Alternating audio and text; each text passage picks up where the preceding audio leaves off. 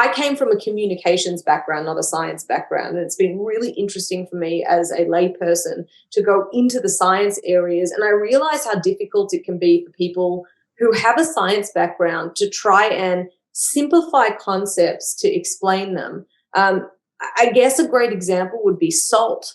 I could tell you that salt is a toxin because it is when it's taken in quantities that are too large. But you guys know and are comfortable with that a regular amount of salt is actually not a problem at all. And it's the same thing with something like carbon monoxide on a slightly different level because you're not ingesting it as when we talk about carbon monoxide poisoning.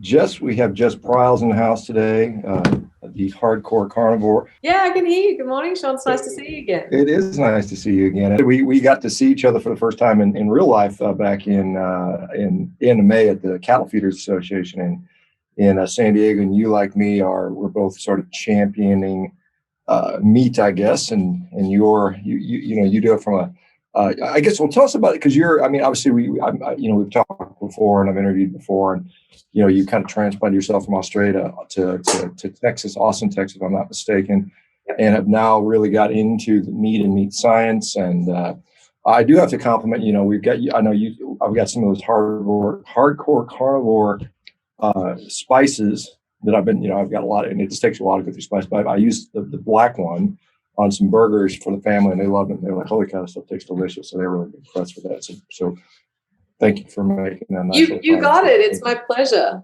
Yeah. I guess we fit in the same world in two different puzzle areas, I suppose is the best way to put it. Right. I am, I'm a content creator. I'm a recipe developer. I have a company called Hardcore Carnivore that has seasonings and grilling tools. And my experience is that the elevator pitch is I was a consumer that didn't really know much about what to buy, what cuts to buy, anything about it, or how to cook it, and set about to change all that. And as I learned things, I would share what I learned with an audience who were really receptive to it. And this is 15 years ago. And over the years, I got more focused on and more fascinated and passionate about the meat science aspect.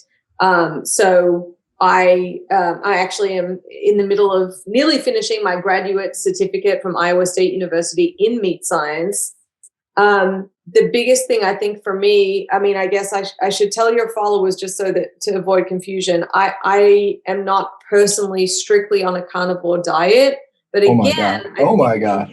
I think we work together. I obviously write recipes that would be suitable for that, but more so, what I found out about the meat industry as a layperson who delved into it, I was kind of shocked that a lot of the stuff that I thought was like cloak and dagger and a lot of the mysteries and rumors were actually completely untrue. And it was very, very empowering to find information that I could use. And that's what I enjoy sharing with my audience now, particularly from a meat science perspective. Yeah, and I want to talk about that because there's some interesting stuff and a lot of misconceptions. And I've looked into this quite a bit, and so I'm very comfortable eating meat for sure. But let me ask you a question. Maybe we don't know the answer to this, but maybe you say, why does beef taste like beef? Do we know what's giving it that unique? Because you can tell chicken tastes like chicken and beef tastes like beef and lamb tastes like.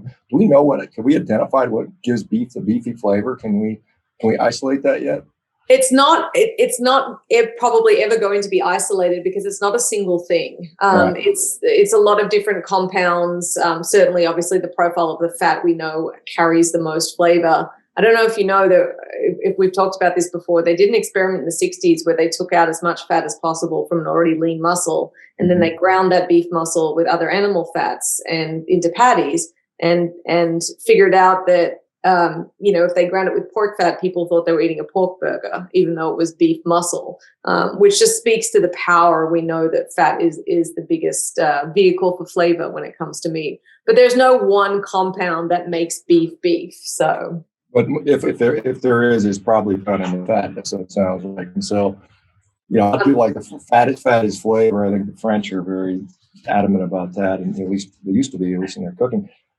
So let's talk about some commonly held beliefs or misconceptions. So I don't want to eat conventionally raised meat because it's loaded full of antibiotics, and I don't want to be exposed to antibiotics. I hear that all the time. What do you say about that?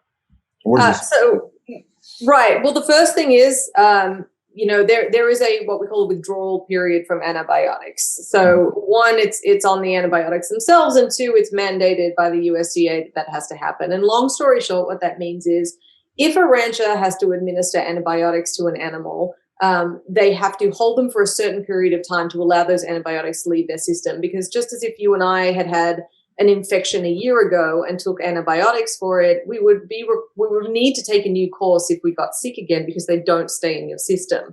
So there's a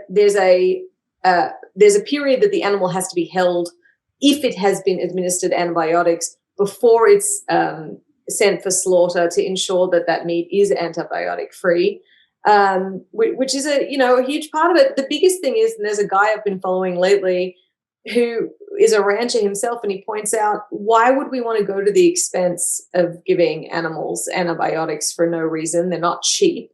And then the other aspect of it is, I see a lot of people, especially the people who live in the space of, I want to feel good about meat, but I'm scared of it. And they look for words like healthier, safer, welfare, better. And the reality is, animal welfare is distributing antibiotics where necessary. If your animal injures itself and you're a rancher, you have a duty of care to that animal to do that. And then you have a duty of care to your consumers to wait that voluntary withholding period or withdrawal period for the antibiotics to leave the system. Yeah, it's interesting because I will see people that will, produce, and they'll say antibiotic free range animals. And if an animal has to have an antibiotic, and you said, if an animal gets sick, if our kids got sick and had some horrible ear infection, most of us, and there's someone would tend to want to give that child an antibiotic because we know they'll tend to improve it, although there's some downsides to antibiotics. But they will sometimes withdraw those animals from their program and then put them in the commodity beef market, and they keep that aside for some reason. I'm not sure what that might be. And people say, well, the ranchers a lot of them aren't going to adhere to it. They're going to sneak it off anyway. What are the disincentives for them to do that if they get caught? Are you familiar with that side of the equation? Yeah, there are. I don't know exactly what the amount is, but there are fines that get issued if they're found to be in violation of that. So it's like I equate it to those videos we used to see of someone spitting in your burger at McDonald's. Like, yes, that's a bad egg, and yes, I'm sorry that happened, and I'm not condoning McDonald's on the whole here. Don't get me wrong, but that one inside a video is not representative of the industry as a whole, and I think we need to remember that sure, there are people who might want to skirt that, but for the most part, there are ramifications, and it is not the right thing to do. Yeah, I think that's an excellent analogy because, we see all these sort of propaganda films. We saw something that's clearly not good, and it's representative. Everybody does. So if you showed a video of one guy spitting in a burger at whatever restaurant, it could be McDonald's, it could be the vegan health food store, or whatever, you're gonna basically output a lot of people on that. So there are these things called ionophores that are often given as growth promoting, and they have antibiotic properties. Do you know what the current state of the status quo for that is? I know they've limited that to some degree. Is that still being done? I think that's one of the ones that people have a problem with. Yeah, I don't, to be honest with you. It's probably, I don't have the answer to that one. And, one of the reasons is just to give people context. I think you're either constantly under media training, which I'm not, because I'm not paid by the industry formally. It's very genuine to answer all these areas, or you have an area of expertise. And my area of expertise is more the meat science of it, rather than that would nearly be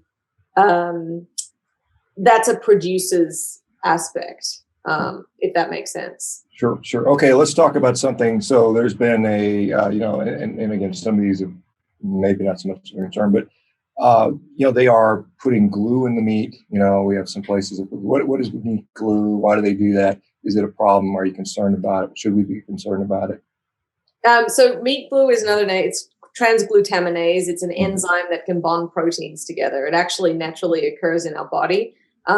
Their chefs like to use it because it's actually a really neat way to bind proteins together. So, for example, if you're cooking chicken breasts, and we know they're very oddly shaped, you could glue them together, roll them up and put them in the fridge. And then when you cook them, you get a perfectly round cylinder. So it's a culinary tool from that perspective. There's, again, that sort of nasty rumor that a lot of people are taking scraps of meat and gluing them together to sell as other steaks. That does happen. I'm going to be honest with you. And it is legal because you're still selling a whole muscle. Sorry, you're still selling muscle. I don't know where it happens because I've never seen it. I just know that it does. I've never seen it at the grocery stores that I shop at. What's illegal is for you to, which is the big misnomer, you can't take scraps of smaller pieces of muscle and glue them together and then sell them as a ribeye or as a strip or as a fillet. That's not something that's allowed. And more than anything, one, you have to remember, again, that transglutaminase at the end of the day is a natural enzyme. So you'd probably know better than I, but there's no health implications from ingesting it. It's more that I think what upsets people more is the idea that they might not be getting what they think they paid for, not any health ramifications. And the second thing is, you can see it. It's not magic glue. You can see very clearly the muscles that are still being bound together. And I guess I like to put it back on people sometimes and say, look, if you can't tell the difference between a whole muscle ribeye and something that has been pieced together like a jigsaw puzzle, that might be on you. Yeah, I mean, but again, there may be some people that are pretty naive. How often do you think people are doing this? And if I go to the store, what's the likelihood of me coming in and finding some Frankenstein? Well, I'm not going to call it that, but something that's been glued together. I've never seen it personally. I mean, I don't think I have. But how frequently do you think that happens? I haven't either, and I suspect that it falls under the guise of you get what you pay for. For example, I've never bought those $1 ribeyes at the dollar stores. For a variety of reasons, if nothing else, that they're so thin that I can't cook them the way that I would want to cook them properly. But I think if you're shopping, I think it's probably most likely to be found at value stores, budget stores. So if the price seems too good to be true, that would be your answer. And I can see someone's asked, maybe it's more in the breaded cuts. The reality is, with the breaded cuts, you're taking a tough muscle, probably something from the round, and you're tenderizing that anyway. They're already cheap. There's no need to form them into a steak. So it's probably unlikely to be found in something that's pre-prepared and breaded. The other thing is, I think it's carbon monoxide is utilized for the redness, because we don't want to buy steaks that are a little brown. So why are they doing that? Why are they doing that? Is it harmful to us? Sure. So that's actually a great one, and I love getting to talk about this. So there's a heme in the meat that determines the color. I'm sure you and your followers know about myoglobin. That's the protein in the meat that gives it its color, and it cycles through different colors from purple to red to brown, depending on the stages and depending on exposure to oxygen. So, for example, if you guys have prepared meat once and you cut it and it's sort of blooming red, and then you stack your steaks on top of the other, and then you peel them back after a while, and the steaks that were touching each other are now brown, that's called metmyoglobin. That's because it was exposed to oxygen, and when you had them touching each other, now they're not. So that metmyoglobin starts to form. It's important to remember that that's purely a color and in no way represents freshness of the meat. The best way to test for freshness is the smell. And so one of the things that the industry has been working towards, especially because we're trying to find a place between limiting wastage and giving customers what they want. And we know that customers really like the appearance of bright red meat. So they figured out that there are certain gases, just in the same way as oxygen will bind to bloom red, but then eventually turn to oxidative rancidity and start turning brown, that carbon monoxide will hold that red color. So they invented what they call MAP packaging, which is the ones where you see those firm trays, that the steaks in the molded trays and the plastic wrap on top. Those usually have, or can have, you can also have carbon dioxide, carbon monoxide in it as the state that it's being held. But again, this fear that people don't understand, it's not that it's not harmful in any way. It doesn't enter the meat. It doesn't enter the meat and then enter you.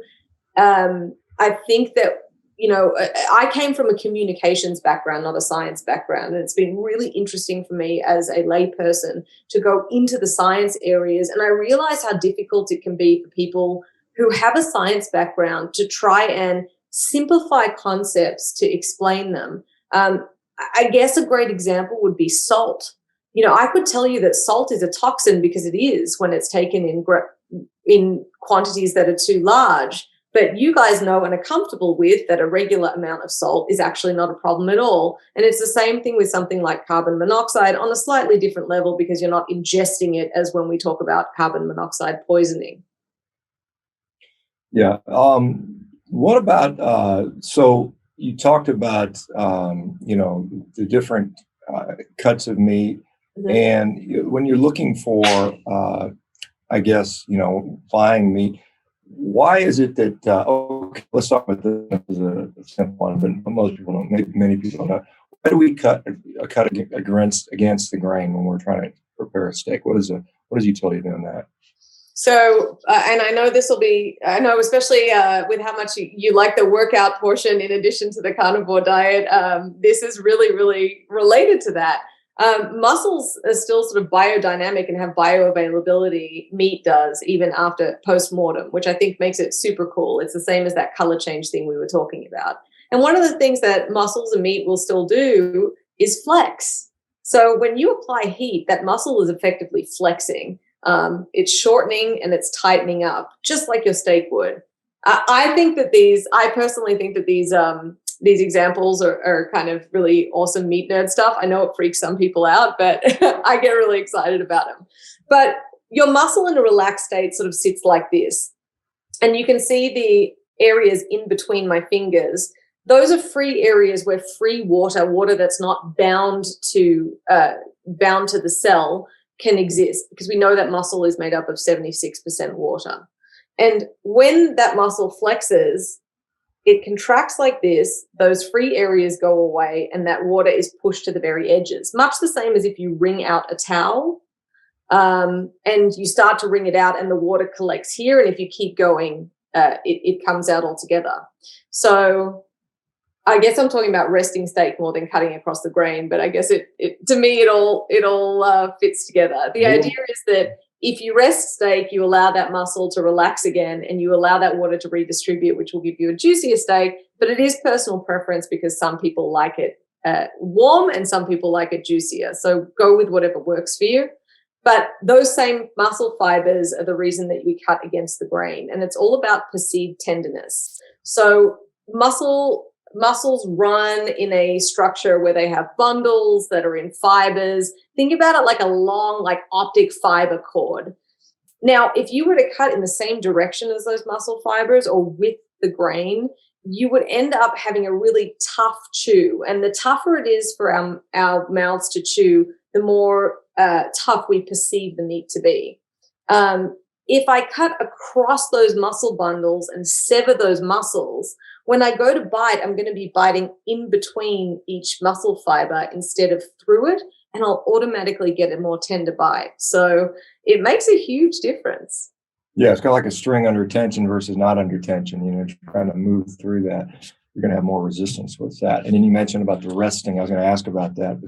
So water distribution and then optimal time, I guess it depends on the size and the thickness and that type of stuff, I suppose. Usually I hear anywhere between 3 to 8 minutes, depending on, I guess, the cut of meat. Is that a fair assessment? Yeah, I think it's proportionate to cook time. So we know that we rest briskets, for example, for like really extended periods. Right. 4 hours or something like that. Right.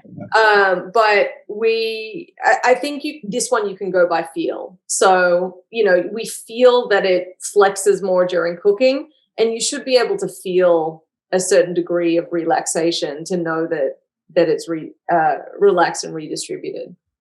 Yeah, I want to go back to that because, if I go to the grocery store and I see some meat that looks a little brown, a lot of people are not going to buy it. And often it's in a discount bin, but you're saying there's no problem with that. In fact, when you cook it up, it's going to look the same regardless, typically, right? Yeah, so there's two aspects to it. One is if it has started to go brown, it's possible that it has started to turn, but it's not off. It's not simple on-off switch for meat. It starts to go bad over a period of time. And effectively, as I mentioned, that's called ranciditive oxidity. So you're going to start to develop some off flavors. Really, you go by smell. So sometimes if it's just started to turn, it may be starting to develop some rancidity, or it may just be on its way to doing that. But once you cook it, first of all, you're going to kill any bacteria, particularly if you cook it to a safe temperature, whether it's a steak and you're searing the outside, or whether it's ground beef and you're cooking to 165 internal, which will kill any bacteria in it.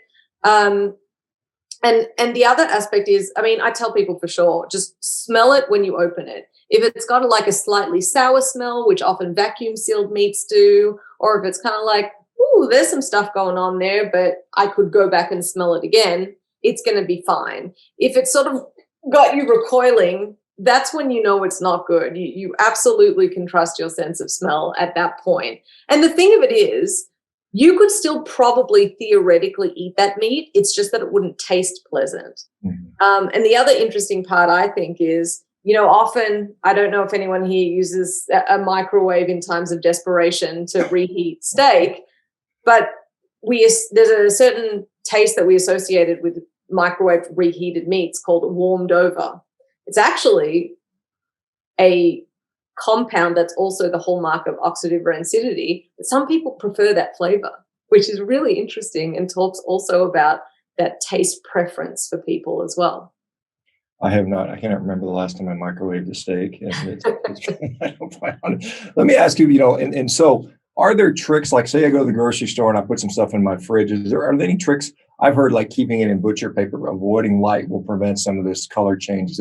Will that make it last longer in the fridge? And of course, obviously we have freezer is an option, but mm-hmm. what can we do to make it last longer in the fridge, for instance? So the color change is a difficult one, but most importantly, in terms of it lasting, we know that doesn't matter. The color is not going to affect whether it's fresh or not. But what you can do to extend the shelf life is, we talked about oxygen being that one thing that speeds up decay effectively. So you've got to take the oxygen out of it. So you vacuum seal it. Vacuum sealing it and putting that meat in an anaerobic environment, an oxygen-free environment where that bacteria cannot continue to duplicate, is what's going to extend your shelf life by at least a week or two. And in fact, putting that in the freezer will get you months and months and months and months and months, because again, you're stopping that process with the freezing process. I see a question about using vinegar to rinse. It's completely redundant, because your cooking is going to kill any surface bacteria on steaks anyway. Yeah, I get a lot of meat that is vacuum sealed. I get a lot of ranchers send it to me. So I could throw that in the fridge and be safe for a period of time. But I've noticed that it seems like it stays a long time in the fridge, where if it comes from the grocery store and it has that thin sort of cellophane thing type wrap, it turns much quicker for sure. Particularly if I open the package, then it's like, I got to eat this thing within a day or two, it seems like to me. Okay, let's talk about cooking, because there's a lot of people that are of the opinion that if you're not eating your meat raw, there's something wrong with you, because you're losing all the nutrition from the meat. All the vitamins are gone, all the good compounds are just cooking. What is your response to that, or is that true? So this is probably not particularly my area in terms of the nutritional profile after cooking, and I wouldn't want to say anything here that wasn't correct. I can tell you how to cook a great steak. I apologize for not being able to know that one. Again, being Carnivore Diet adjacent, my priorities lie in just making it really delicious. Well, and I agree. I mean, delicious to me usually means cooked. Although, obviously we've got steak tartare and beef carpaccio, and there's other certainly examples of very good tasting things in that regard. And there was an interesting study, you should read it sometime. It's called. It was about ribeye steaks and pigs, and I think that's the title of the study: pigs and ribeye steaks. And they fed pigs various cuts of meat cooked at different temperatures, and they found that medium cooked ribeyes had the greatest protein absorption in pigs. Now, again, humans aren't pigs, but there's a lot of similarities in our digestive system with both monogastrics with very similar setup. But that's an interesting thing. So when we talk about, as far as developing recipes and cooking, I mean, we've been eating meat for, arguably 3 million years, depending upon your particular view on how we humans evolved or didn't evolve. But is there anything anything that you're concerned about as far as like high heat cooking, low heat cooking, cooking sous vide, any of those things, one better than the other? What are your thoughts? I think it comes down to personal preference again, and also really just from the cooking side of things. I think people love, like all humans, like the show and tell we used to have in kindergarten. People love to have a way that they're really proud of to prepare it, that they think is better than everyone else's, which is why I think people like to experiment with a lot of different cooking types. I promote a cooking type that I naturally found myself doing called just keep flipping. I personally like the taste of a charcoal grill the best for steaks. I know that's not practical all the time, but I find that cooking over extremely high heat and flipping often will allow that Maillard reaction to happen, which is the browning crust compounds on the outside, which is really significant for flavor development, but it will stop any overcooking on any one side. So if your preference is a rare, a medium rare, or a very specific doneness, other than well done, of course, you can really nail that doneness and still get that crust development, which is how I like my steak. There are other folks who would rather see a grill mark on it, the crosshatch grill mark, because that to them is the hallmark of a great cooked steak. But when you see those, you don't get as aggressive a crust and flavor development as if you sear the whole thing. What do you think is wrong psychologically with people that like well done steaks? I maybe they like a tougher chew. Maybe it's like an S&M thing, but transferred to food. I don't know, but I do know that historically is actually quite interesting too, because there's a cultural difference from cultural groups who historically had access to poorer quality meats will tend to cook things more well done because they think that that's the only safe way to do it. So we're trying to let people know that just searing the steak on the outside is sufficient because the meat is effectively sterile on the inside. And hopefully we can convert more people to the medium rare side. Yeah, I'm into that. I've got household members that I've been trying for several years unsuccessfully. So it's a challenge because we try to eat at the same time, and trying to prepare one medium rare and one well can be I discovered by having two sous vide units is the way that works for me, and then I just put that one on at 165 and mine at 125 and good to go, and go sear them up. Is there the advantage? I know because there's some people that are adherent to the one flip only, one turn only. You let it go until it stops sticking, and then you flip it over, and you get a good thing. What is the advantage of really high heat? As far as I guess it's a nice crust, or is there any other advantages to that? So I guess one of the disadvantages, in my opinion, of leaving it on one side to build that crust is you do start getting that grain band. So you're not getting as much medium rare all the way through. To keep it moving over high heat, you get more of that perfect doneness, I think. And then there's there are people who love to butter sear. I don't. I think it interrupts the flavor of the beef. And also butter has water content in it. So I see a question as well about scraping the top of the steak. To get that Maillard reaction, we have to have the driest surface possible. So rather than scraping, you can always use a paper towel to dry your meat off before you start. It'll automatically put you ahead of the game in terms of getting that really nice crust starting. And the problem when our pans are not hot enough, which is a big issue for domestic stoves. If you've ever been in a restaurant kitchen, their gas ranges are not messing around. Like, they have some serious power. And what we have in our kitchens frequently are very low powered gas flames. And we put a skillet on it, cast iron, whatever. And it gets kind of hot, but not all the way hot. And then you add the steak in. And because that heat isn't there and can't stay hot, the water is released, which brings the temperature down. That's when you end up with that kind of watery surface on your steak. It's the same concept as when they tell you not to add too much ground meat to your pan at once. Don't overcrowd the pan to allow for browning. That's all about that heat and how quickly it can boil the water off to keep that surface searing nice and well. Yeah, I'm fortunate. I've got a grill that's 1,500 degrees, so it gets very nice and hot. So I'm cooking very quick. And I always dry those things off really nice. And that's one of the things I've slowly learned over the years to do that. And I've gotten to where I just sous vide my steaks and then I throw them in a 1500 degree pan, or not grill rather. Mm-hmm. And it's very simple and it's easy and it's pretty foolproof for me and it works out well. And it takes the difficulty out of it. And I guess the butter, I found that as well. A cast iron pan, a lot of people, you see them basting with butter and some herbs and stuff like that. But it does seem to mask the flavor of the meat, which I actually prefer the flavor of the meat by itself, which is kind of I guess, maybe becoming more carnivoristic or something, carnivorous, I suppose. As far as what are the things that you've learned, like about, I guess, the industry or about meat in general that most people don't know? Is there something you could share that's something that most people don't know?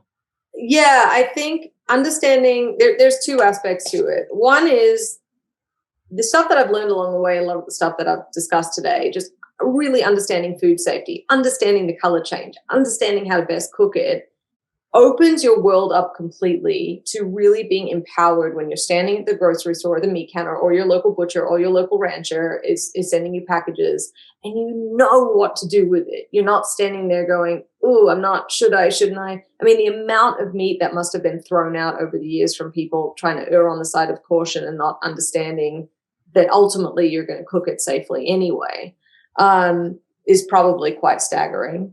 And the other thing that I've learned is actually about the industry itself. I think that we're taught that it's full of clandestine, evil corporations. And certainly there are 4 big companies that are have the market share of meat companies, but they get their meat from small ranchers. They don't own every animal from the ground up that they sell. And every rancher that I've met and everybody I've met in ag is always willing to share and be very transparent and is very proud of what they do. And I think that that's a message that gets lost a lot. Yeah, absolutely. I'm always constantly thanking the ranchers that feed us and feed me, and I'm very appreciative for what they do. And I think we fail to do that. It's well, with the 4 major companies that are out there, they definitely, it's like I said, they control the retail side, the packing side. JBS, Tyson, Cargill, and National Beef and Marfrig, being those. I think it's 85%. I know there's a lot of push to try to break those guys up. I think there's concerns at their different levels. But as far as as like you said, what to do with these different cuts of meat, how to as far as like a lot of ranchers, everybody wants the ribeyes, everybody wants the New Yorks, just the sort of the skirt steaks and so on and so forth. And then you've got all these tougher cuts, the rumps and the bottom rounds and stuff like that. What do you do with those things? Because if somebody wants to buy, like I'm always excited when people buy a side of beef or quarter or full beef, and then you got 100 pounds of ground beef, and you got 60, 70, 80 pounds of stuff you have no idea what to do with. How do you treat those things? Well, there are some great cuts beyond what you just mentioned in a side of beef that are actually really tender. And we know this because there's actually a shear force test that tells us which muscles are the most tender. Ones I would look for, the flat iron or the infraspinatus, incredible, second most tender to the tenderloin, packed with flavor. The teres major, also in the shoulder, very, very tender. The skirt steaks I absolutely love for doing carne asada, just grilled skirt steaks. The outside skirt, which is actually the one inside the rib cage, is significantly more tender than the inside skirt. Blah. So save that one for a special occasion. I also love bavette, and I love top sirloin, which is called rump in other countries. I think that it can be so tender, but it's got some chew to it, which is what I want from beef. And it's got so much flavor. The picanha, which is that top sirloin cap or top rump cap. There's a lot of other steaks in there. Obviously, you then can also go into jerky territory. But I also don't think there's anything wrong with ground beef. It's very versatile, and there's a lot you can do with it. I harvest my own deer as well. And when I first started, I tried to kind of be a hero about making sure that I was cutting it into all these little cuts. Well, a deer's much, much, much smaller than a cow. And, you try and take this steak off that would usually feed me and my husband. It's like a snack for me alone. And I realized that there's no shame in grinding it because we eat a lot of deer chili in the winter. So there are a few steaks that a tri-tip is another one, a great one that you can look out for. And the other thing that I want to tell you about vacuum sealing, which is really significant, if you've ever heard the term wet aging or any kind of aging of steak, literally vacuum sealed meats are being wet aged. Now, if you freeze them, that aging will stop. But effectively what you're doing is giving them that controlled environment to allow the enzymes to break down some of those connections at the core of the muscle that will tenderize them. It breaks down the Z lines, and it will literally tenderize the meat, Shawn, as you let it sit there on your refrigerator for a week or two. And so if there are some type of cuts that are sort of on the cusp, like a sirloin, like a tri-tip, something like that, you can always vacuum seal them and know that you're actively tenderizing them as you're going. And then we can get into more mechanical tenderizing for those breaded, chicken fried, steaky, Milanese type cuts, which I know, has some breadcrumbs, which is not exactly what we're talking about, but you can always use a physical tenderizer through the meat to create tenderness. Yeah, so you're whacking it with a mallet basically for a while to squish it out and do all that stuff. Mm-hmm. As far as what about, you mentioned wet aging. What about dry aging? What's happening with dry aging? Is that something you enjoy? Some people enjoy it, some people don't. I've got a dry ager at the house, which I think something broke. It's going to get fixed. But talk about what's the difference between wet aging and dry aging as far as, it's obvious one's wet and one's dry. But as far as flavor profiles and enzymatic reactions and that type of stuff. So the enzymatic reaction is the same in that you're giving the meat a controlled environment to do its thing and to let those enzymes naturally break down. The difference is that while there can be a flavor change in wet aging too, it's never positive. So basically, if you wet age for too long, never leave it past 28 days. There's no point in it. There's no evidence to support that it'll turn into anything except mush, and you'll start developing those really sour notes to the meat. Conversely, dry aging can actually improve flavor because it creates a separate flavor profile. First thing that dry aging does, which wet aging does not, it allows the water to leave the meat, which concentrates the beef flavor, which is really interesting. But you want to use a dedicated facility like a dedicated dry aging fridge, and you want it to have humidity control because you need to dial that in exactly to stop seams from opening up in the meat where bacteria can get. If that's happening, you can't medium rare your steaks anymore, or rare your steaks, because now you've got bacteria inside the muscle and it's no longer sterile. The biggest thing that I guess I need to preach, and I'll tell you a little bit more about the flavor profile too, is the idea is that in these controlled environments, you can introduce certain desirable bacteria, much like the bacteria or the mold in a blue cheese. And you can develop these nutty, interesting, complex flavors, which is either you love it or you don't, but some people are obsessed with it once they try it. And that's the main kind of fascination with dry aging. I think the thing to note is I don't want to call it dangerous, but it's not something that you just throw a piece of meat in your fridge and hope for the best. It does need a controlled environment. It needs an understanding of what that environment should be, what you're aiming for, how to trim it once it's aged. You still need to get rid of that rind. And I know, for example, as well, those dry aging bags are very popular.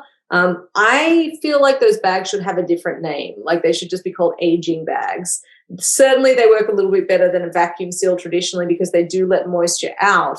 But if you're going to let moisture out, they're not a true one-way membrane because, and I won't say disproven it because it's only home experiments, and now I've been taught better that unless you can recreate it in a lab a certain amount of times, the data needs proof. But they do let off smells from the refrigerator in. So I'm not the hugest fan of them, but they are a safe and cost-effective option for people who are looking to try that. But I wouldn't consider it a dry aged steak. Yeah, and I think one of the issues with the bags is the size of the steak you can get in there often. I guess they make some bigger ones, but generally, if you're trying to dry age like a single ribeye, you're going to lose 30% of the meat to the line. You might be able to turn that into. Yeah, and that's part of it. You know, when you're talking about proper dry aging setups in these big meat processors and butcher shops that do it as a craft, they're getting in what we call a 103. So that's the entire ribeye, bone in, feather bones, the bone on it, and the lifter meat, which is the very outside that if you're just buying a trimmed ribeye at the store, it's not even going to come with that. And the reason that's important is as that ribeye shrinks and as it dry ages, you can take that lifter meat off, you can cut that bone off. Basically, that whole outside is going anyway, and then you're left with the good stuff in the middle. Buying a ribeye roll that's completely trimmed at the grocery and throwing it in there, as you note, Shawn, like aside from the fact that you're going to have to trim a lot off of it once it's done, you're going to end up losing a lot at the end too. It is not a cheap hobby. Yeah, no, exactly. And that's like I said, the only time I've dry aged has been subprimus. It's been 12 ribeyes or something like that in a row. That's worked out pretty well. What do you find that the biggest mistakes people make with meat? How do they mess it up? The two things I tell folks that are kind of starting out, and I guess there's three things. One is practice is the best thing for you. Especially, I see this a lot with barbecue folks. They'll watch too many YouTubes or too many things before they've even tried to attempt to cook, and it'll confuse them, and they'll try too many variables to start with. Then you don't know what you've done wrong. Then you can't unring it. So one step at a time when you start to learn to cook. I shouldn't say start to learn to cook. When you start getting really fierce about finding your perfect steak. The other thing is temperature, which we touched upon. Recognizing that a lot of our home stoves are never going to be hot enough for us to get a really aggressive sear. That's why I love a charcoal grill. I can concentrate those coals all together and get a really nice hot sear. That's why, Shawn, you've had a lot of success with your super high heat, effectively like salamander grill to finish off after that really controlled sous vide. So recognize the importance of temperature, and then at the same time, buy a good meat thermometer. If you're ever wondering how to nail doneness, there is a thermometer. There is a temperature reading associated with it. It's 120, 125 for rare, 130 to 135 for medium rare, 140 to 145 for medium. And I mean, it doesn't matter for well done because you're just going to cook the crap out of it anyway. But instead of sort of doing a pinch test or instead of sort of doing the guesswork, getting a good meat thermometer will help you nail that doneness. And it will also really assist with food safety when you're talking about ground beef, which needs to be cooked to 160, or chicken, which is 165. And it's great for pork too, because when you've reached 145 and you don't have to overcook it any more than necessary, so you can avoid drying it out. Yeah, I wanted to ask you, because we've been talking a lot about beef, but I mean, I think you obviously deal with other cuts of meat. Do you find any differences in the way major differences in the way we got to cook chicken versus beef versus pork and lamb and other things, or any major things we need to be aware of? Yeah, the red meat family can kind of all be bunched together. Farmed venison, wild venison has different pathogens potentially, being that it's a wild animal that someone hasn't monitored. So lamb and farmed venison and beef can all be put together.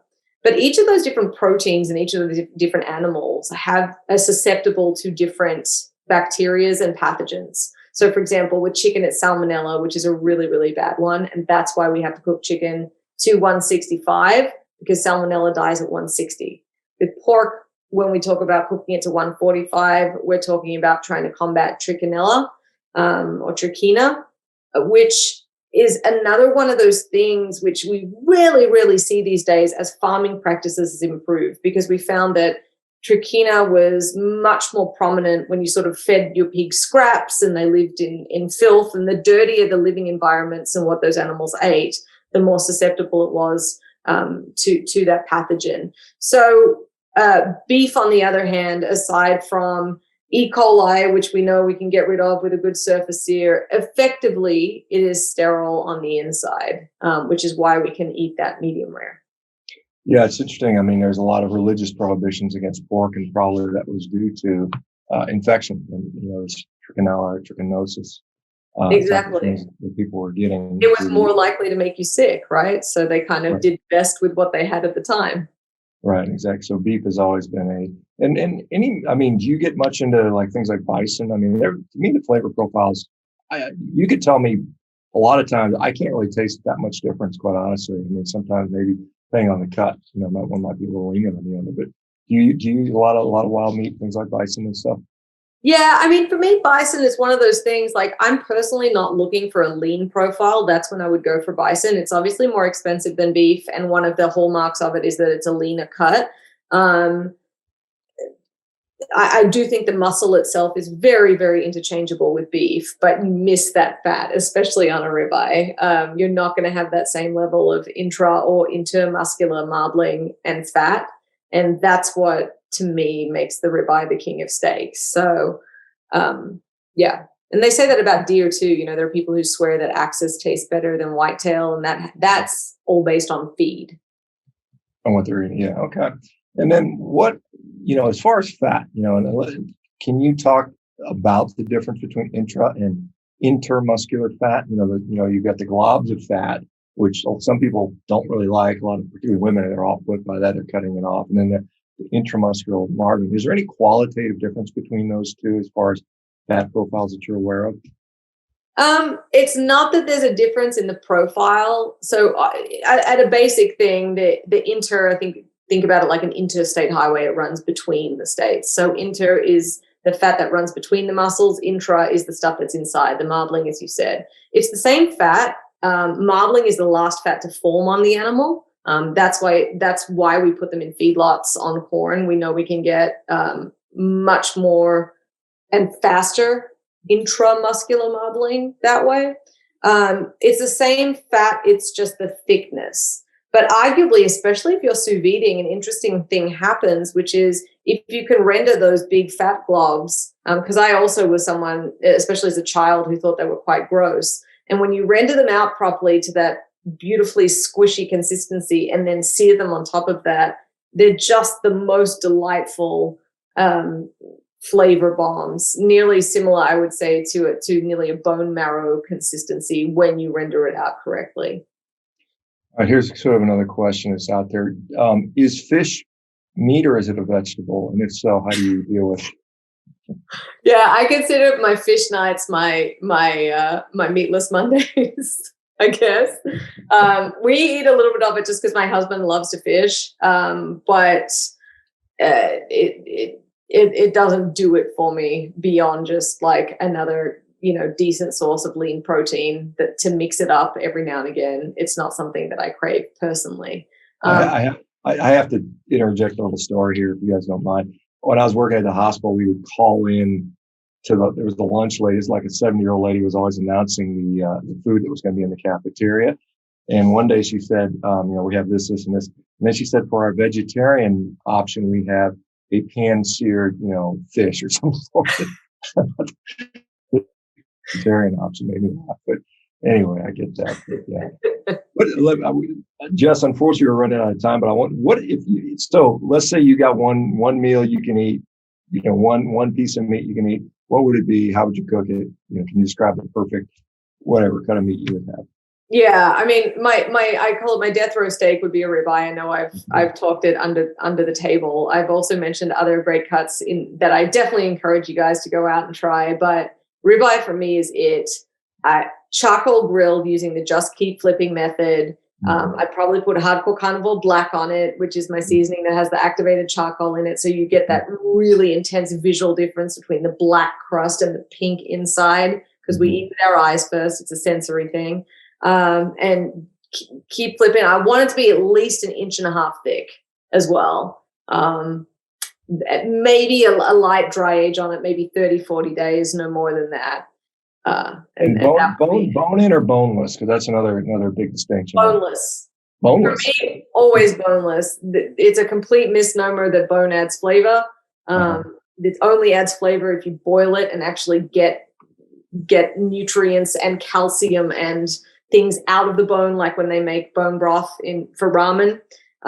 What it can stop it doing, which sucks if you're grilling and wanting to get that sear, is that bone can stop the meat from making full contact with the grill. especially if the meat shrinks up and the bone's a little bit longer.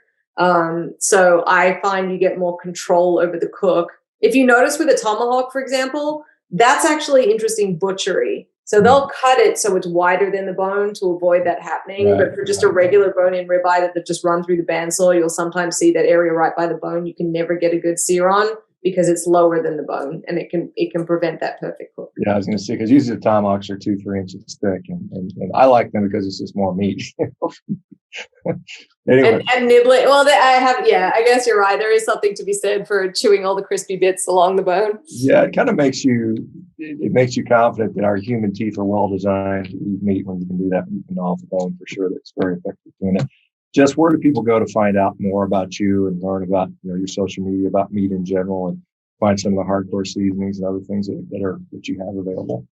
2 different websites, JessPryles.com, which is mine, which you'll find a lot of recipes on. HardcoreCarnivore.com is where you'll find the seasonings. And both of us have profiles all over social media. Most of my meat myth busting is on social media: Facebook, TikTok, Instagram, Twitter. And that's where you'll find it. And I would definitely encourage you guys to connect. Yeah, and I follow Jess on Instagram. You guys check her out. It's wonderful. Thank you so much for doing what you do and for being here. And good luck. And we'll talk to you down the road, I'm sure. Thank y'all. Have a wonderful week. All right, bye, guys. Take care. See you tomorrow.